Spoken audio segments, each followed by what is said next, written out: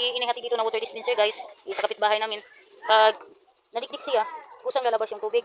Pag huhulugan naman ng piso, walang lumalabas na tubig. Tapos kung may lumalabas man na tubig, hindi titigil ang pagtulo ng tubig dito sa dispenser na to. So, may tendency ito na may sira na pisa. So, try natin tingnan dito sa likod guys.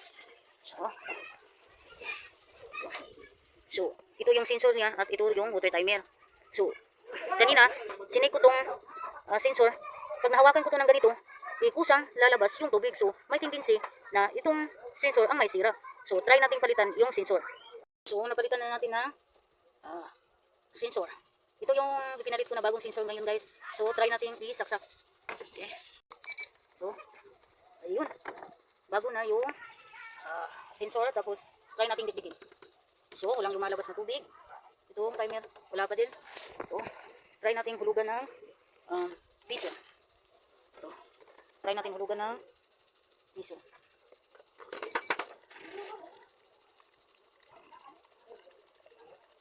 So, didikdikin natin ulit.